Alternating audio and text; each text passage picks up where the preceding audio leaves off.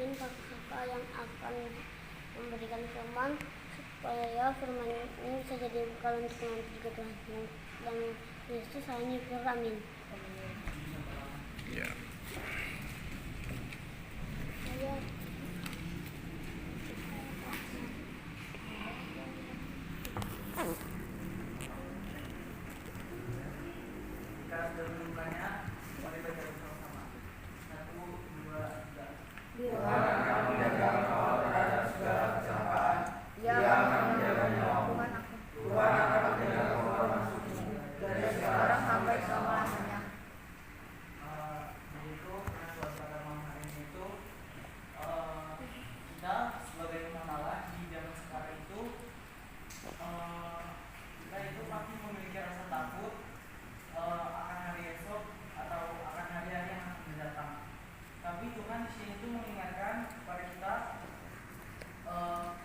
Jangan khawatir tentang apapun, karena Tuhan itu selalu menjaga kita dan Tuhan itu gak pernah meninggalkan kita.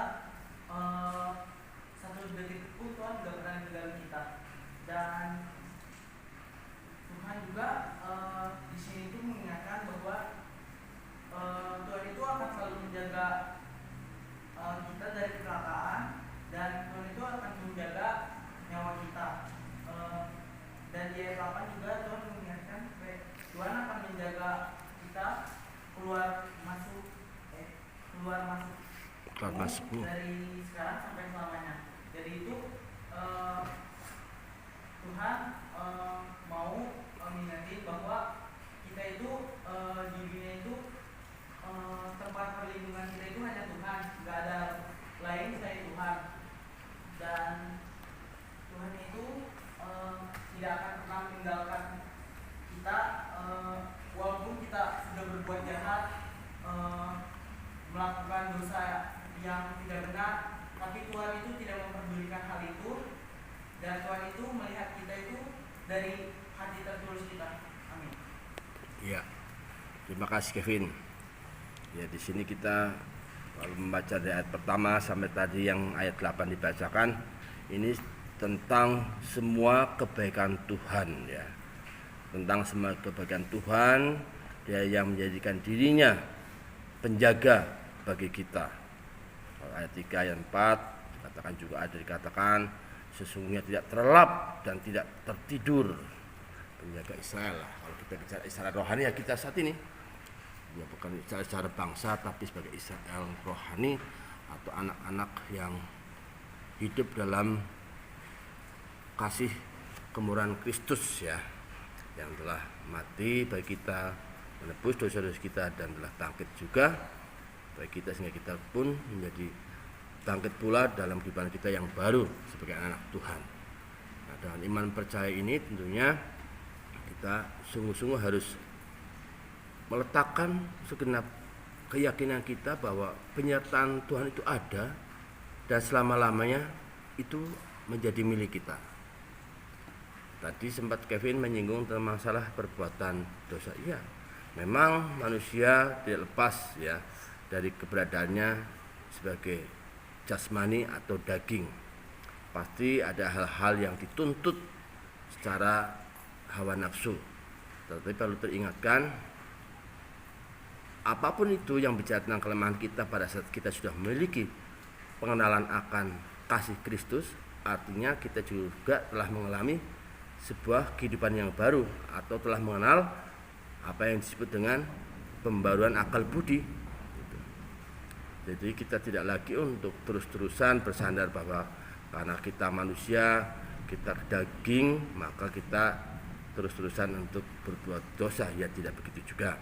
Memang betul Allah mengabaikan dosa-dosa kita, itu betul, karena Dia telah mati dan bahkan telah menanggung dosa-dosa kita. Tetapi justru dengan motivasi akan kasih Allah yang telah mau menjadikan dirinya menanggung dosa-dosa kita itu, bahkan rela mati di atas kayu salib untuk menebus dosa-dosa kita, itu yang menjadikan kita memiliki motivasi atau keinginan hidup yang baru, bahwa aku telah ditebus dosa-dosaku oleh Tuhan. Berarti di situ aku mengenal begitu luar biasa kasih Tuhan kepadaku. Terus apa respon yang harus kita bangun dalam hidup kita. Respon yang harus kita bangun dalam hidup kita adalah kita hendaklah hidup sebagai orang yang telah ditebus, yang telah diperbaharui, yang telah diciptakan kembali menjadi manusia baru dalam kebangkitan Yesus Kristus. Di situ juga kita ikut juga dalam kebangkitannya, ikut juga dalam kemuliaannya, menjadi umat Allah yang baru, ciptaan yang baru, memiliki roh yang baru. Dengan semangat itu kita memiliki tekad, oh ya, aku ingin mengasihi Allah karena Allah begitu mengasihi hidupku, diriku. Dan aku yang telah mengenal kasih Allah itu, aku juga harus diperbarui hidupku untuk benar-benar memiliki kehidupan yang benar, yang menyukakan hati Tuhan, yang menyenangkan Tuhan sebagai orang yang telah ditebus. Tidak lagi untuk membiarkan dosa itu ada dalam hidup kita, yang artinya terus dikerjakan dalam perbuatan kita sehari-hari. Harus kita perangi itu. Kita sebagai umat yang ditebus itu betul, tetapi sebagai umat yang ditebus itu bukan berarti kita juga mau hidup secara seenaknya. Ya, tidak seperti itu. Sebagai layaknya orang yang telah terima kasih oleh Tuhan, orang yang telah menerima tebusan yang daripada Tuhan, kita telah dikuduskan dan dilayakkan. Disitulah kita terbangun motivasi yang baru. Karena Allah telah mengasihi kita, hendaklah kita juga mengasihi Allah dengan segenap akal budi. Perangi segenap kedagingan, perangi segala hal yang mengikat hidup kita, kalian atau kita kepada kedosaan. Perangi itu. Berbuatlah baik dalam kehidupan kita sehari-hari dengan menggerakkan apa? Tubuh, jiwa, dan roh kita untuk melakukan apa yang benar di hadapan Tuhan. Menguasai tubuh, jiwa, dan kita untuk melakukan apa yang baik di hadapan Tuhan. Maka kita akan terlihat sebagai orang yang telah mengalami penebusan. Gitu. Tidak lagi sama seperti orang-orang yang belum ditebus. Itu ya.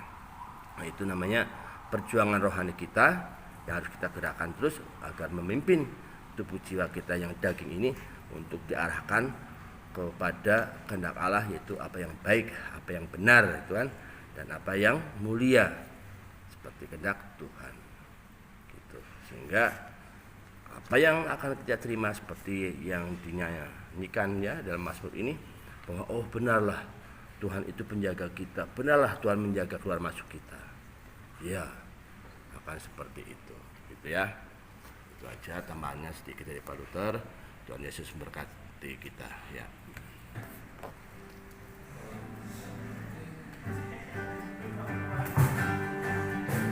Ya, saat iblis menggodaku,